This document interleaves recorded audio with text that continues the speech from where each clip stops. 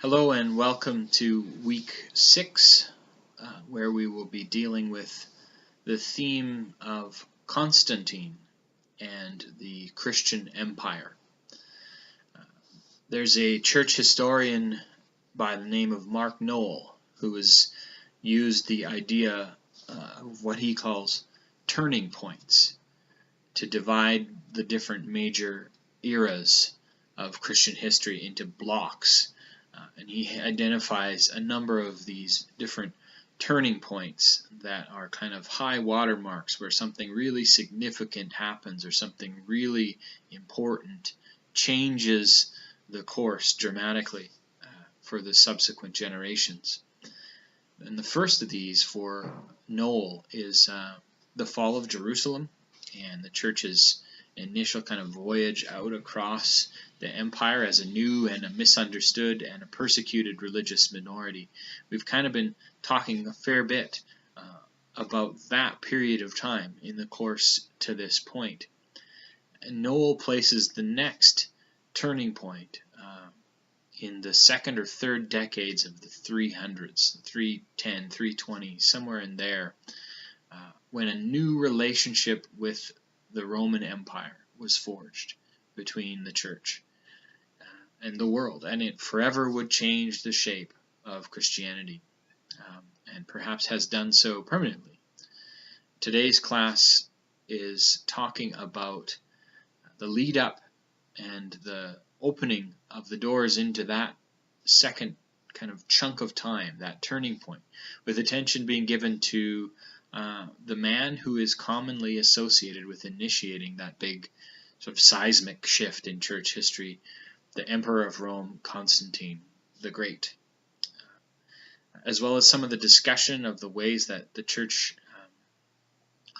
shifted as the state began to not only tolerate but support Christianity as the established religion, and how that would impact the church's identity and its form and the things that it was involved in, the kinds of people that were attracted to it.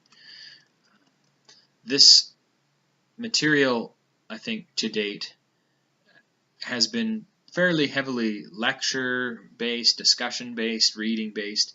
I've tried to include some visual images and video clips and things like that as a way of varying the medium of information for you a little bit.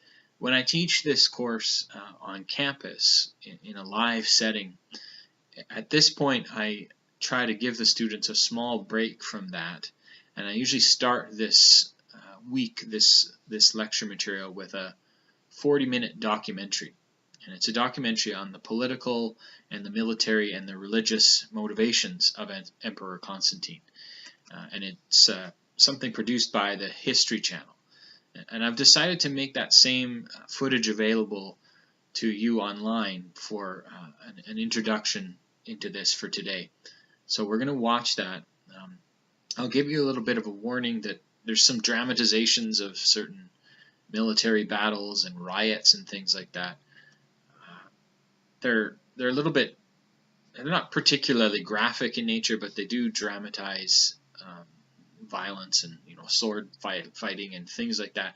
After a while, there's so much of it that it can get a little bit annoying. It tells you something about the time period and the empire of this time. So just be warned by that. But I do think that the video works as a useful way of reviewing some of the events and some of the names and dates and places that are part of this conversation. The documentary also, I think, it has an interesting perspective on our subject, because as a purely secular and a 21st century account of the events of Constantine's revolution, it makes for a pretty sharp contrast with what we're going to read for the primary source this week from Eusebius and his work, The Life of Constantine, which is really quite complimentary and laudatory of Constantine and paints a very pious picture of him. And so it's good to have those kinds of different viewpoints and lenses in our minds. Contrasts like that are good when we're studying history, and they promote discussion. And so I hope it does that for us today. So as you click into the lecture portion, there'll be a link for you to click on that you can watch that documentary, and then my commentary on Constantine and the church's change as a result of its relationship to the empire will follow on with that. Enjoy the material this week, everyone.